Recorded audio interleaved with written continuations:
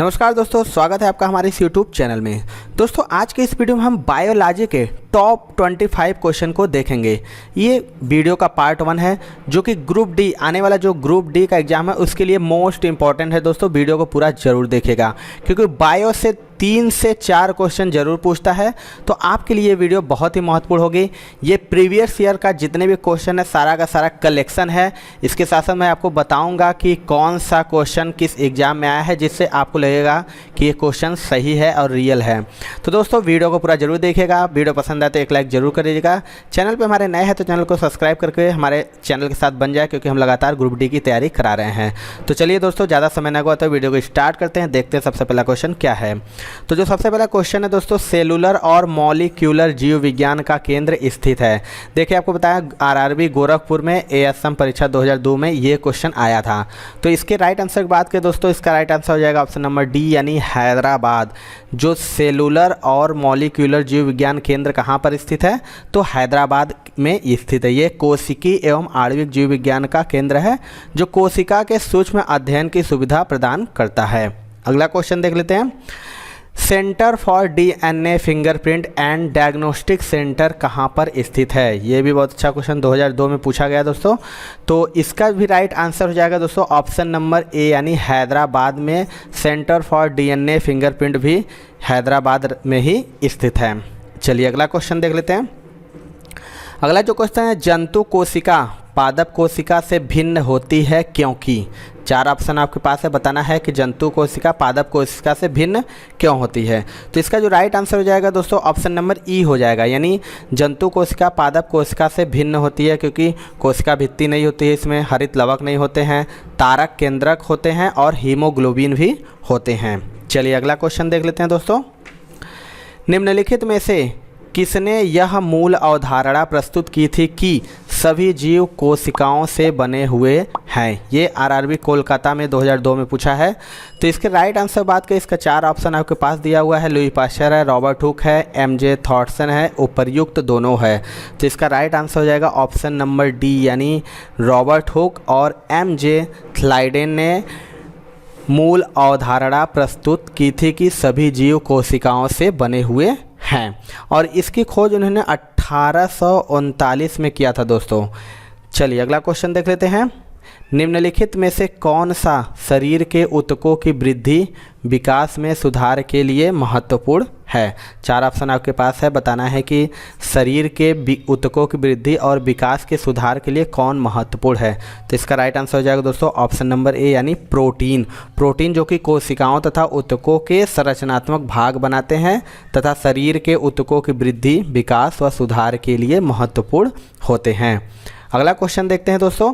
Protein के निर्माण में आधारभूत इकाई होते हैं। 4 ऑप्शन आपके पास है, बताना है कि प्रोटीन के निर्माण के आधारभूत इकाई क्या होते हैं। तो इसका राइट आंसर हो जाएगा ऑप्शन नंबर ए यानी एमिनो अम्ल। प्रोटीन के निर्माण में आधारभूत इकाई एमिनो अम्ल होते हैं। प्रोटीन वास्तव में एमिनो एसिड की श्रृंखला ही होता है। चलिए अगला क्वेश्चन देख लेते हैं। प्रोटीन बनाने के लिए अमीनो अम्ल आवश्यक होते हैं, मतलब कितना चाहिए प्रोटीन बनाने के लिए अमीनो अम्ल की। तो इसका राइट आंसर हो जाएगा दोस्तों ऑप्शन नंबर सी यानी 20 हो जाएगा। प्रोटीन बनाने के लिए 20 प्रकार के अमीनो अम्ल आवश्यक होते हैं। इनमें से 10 का संश्लेषण लीवर के द्वारा होता है तथा 10 को आहार में उपस्थित होना जरूरी होता है। चलिए अगला क्वेश्चन देखते हैं। एमिनो अम्ल मिलते हैं, 4 ऑप्शन में है आपके पास, बताना है कि एमिनो अम्ल इसमें से कहाँ मिलते हैं। तो इसका राइट आंसर हो जाएगा ऑप्शन नंबर डी यानी प्रोटीन में। प्रोटीन वस्तुतः एमिनो अम्लों से ही बने होते हैं। मानव शरीर को लगभग 20 प्रकार के एमिनो अम्लों की आवश्यकता होती है, जिसमें से 10 का मानव शरीर स्वयं संश्लेषण कर लेता है, शेष 10 उसे भोजन द्वारा प्राप्त होते हैं। अगला क्वेश्चन देखते हैं। आनुवंशिकी उत्परिवर्तन किसमें होता है। 4 ऑप्शन है आपके पास, बताना है कि जो आनुवंशिकी उत्परिवर्तन होता है वो किस में होता है। तो इसका राइट आंसर हो जाएगा दोस्तों ऑप्शन नंबर सी यानी क्रोमोसोम में आनुवंशिकी उत्परिवर्तन क्रोमोसोम में होता है। जीवधारियों की एक पीढ़ी से दूसरी पीढ़ी में विभिन्न लक्षणों के प्रेषण या संरक्षण को आनुवंशिकता कहते हैं। चलिए अगला क्वेश्चन देख लेते हैं।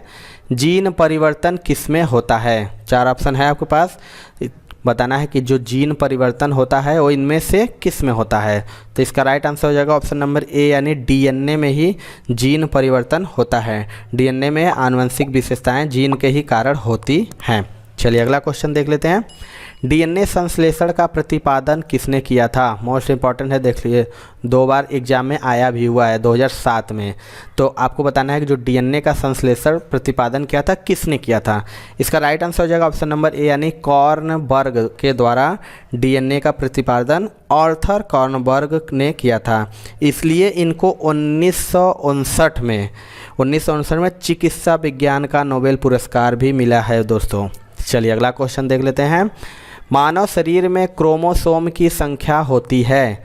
मानव शरीर में क्रोमोसोम की कितनी संख्या होती है? ये भी मोस्ट इंपॉर्टेंट है दोस्तों। तो इसका जो राइट आंसर हो जाएगा दोस्तों ऑप्शन नंबर ए यानी 46। मानव शरीर में क्रोमोसोम की संख्या 46 होती है। इसमें से 23 जोड़े होते हैं, 46 में से 23 जोड़े होते हैं, जिनमें से 22 जोड़ी गुणसूत्र ऑटोसोम तथा 23वां जोड़ा लिंग गुणसूत्र होता है। चलिए अगला क्वेश्चन देखते हैं। किसके द्वारा आनुवंशिकता के विज्ञान को आनुवंशिकी कहा गया है?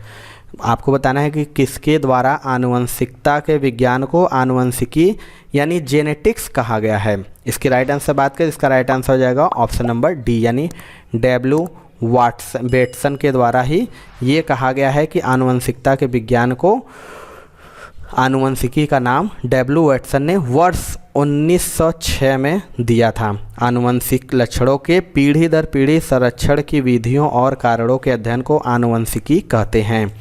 चलिए अगला क्वेश्चन देख लेते हैं। आरएनए का मुख्य कार्य क्या है? मोस्ट इंपॉर्टेंट क्वेश्चन है दोस्तों, ये भी बताना है कि आरएनए का मुख्य कार्य क्या है। तो इसका राइट आंसर हो जाएगा दोस्तों ऑप्शन नंबर बी यानी प्रोटीन संश्लेषण में सहायता करना आरएनए का मुख्य कार्य है। अगला क्वेश्चन देख लेते हैं। राइबोसोम का मुख्य कार्य क्या है? ये भी बहुत अच्छा क्वेश्चन है, बताना है कि जो राइबोसोम का मुख्य कार्य क्या है। इसका राइट आंसर हो जाएगा दोस्तों ऑप्शन नंबर सी यानी प्रोटीन का संश्लेषण। राइबोसोम आरएनए तथा प्रोटीन का ही बना होता है दोस्तों। कोशिका में यह प्रोटीन संश्लेषण का स्थान होता है। यह या तो कोशिका में मुक्त अवस्था में पाए जाते हैं या अंतः परद्रव्यी जालिका अथवा नाभिक कला के साथ संयुक्त होते हैं। अगला क्वेश्चन देख लेते हैं। आत्महत्या की थैली किसे कहा जाता है? मोस्ट रिपीटेड क्वेश्चन है दोस्तों। आत्महत्या की थैली किसे कहा जाता है? तो इसका राइट आंसर हो जाएगा ऑप्शन नंबर सी यानी लाइसोसोम को आत्महत्या की थैली कहा जाता है। इसकी खोज की बात करें दोस्तों तो सी डी डुवे हैं, इसकी खोज की थी। इसका कार्य होता है कोशिकाओं के अंदर अनावश्यक पदार्थों का विघटन करना। अगला क्वेश्चन देख लेते हैं दोस्तों। निम्नलिखित में से हरगोविंद खुराना को किस आविष्कार के लिए सम्मानित किया गया? बहुत ही अच्छा क्वेश्चन है, मोस्ट इंपॉर्टेंट। इलाहाबाद आरआरसी में पूछा गया 2008 में कि हरगोविंद खुराना को किस आविष्कार के लिए सम्मानित किया गया है। राइट आंसर हो जाएगा ऑप्शन नंबर बी यानी प्रोटीन संश्लेषण।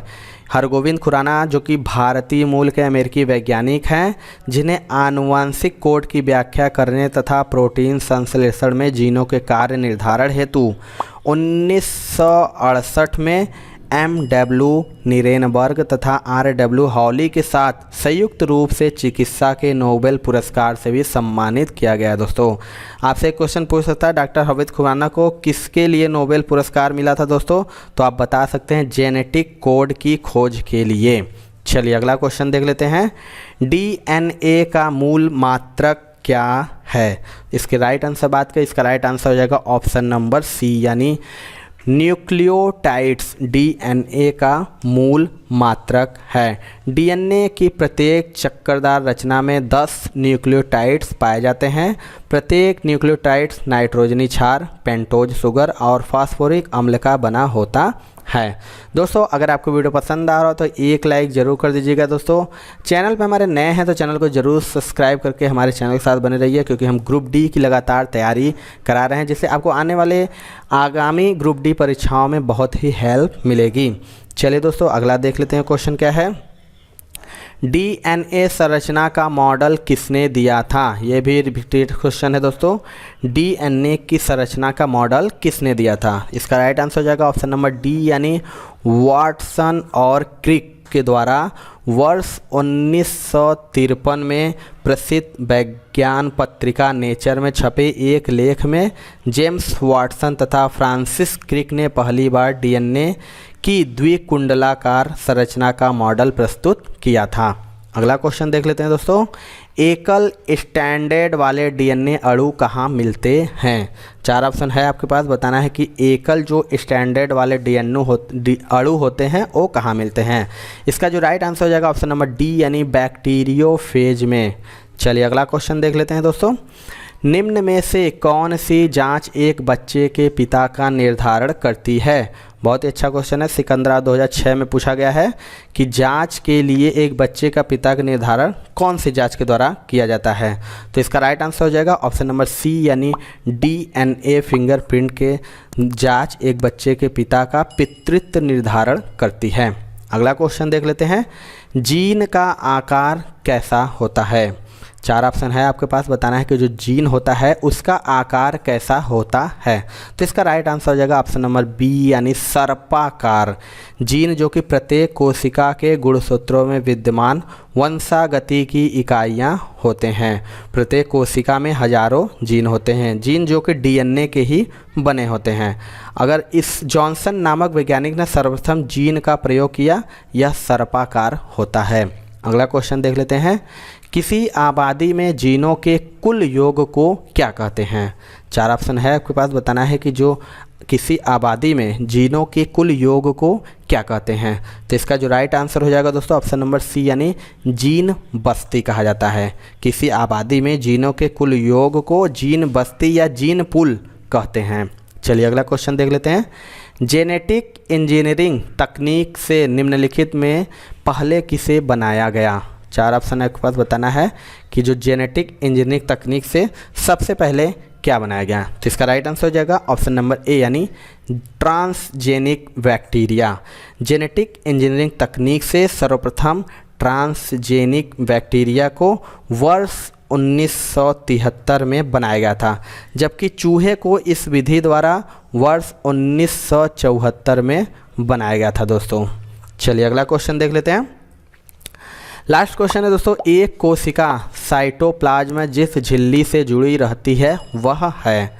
4 ऑप्शन है आपके पास, बताना है कि एक कोशिका साइटोप्लाज्म जिस झिल्ली से जुड़ी रहती है उसे क्या कहते हैं। तो इसका राइट आंसर हो जाएगा दोस्तों ऑप्शन नंबर बी यानी प्लाज्मा झिल्ली।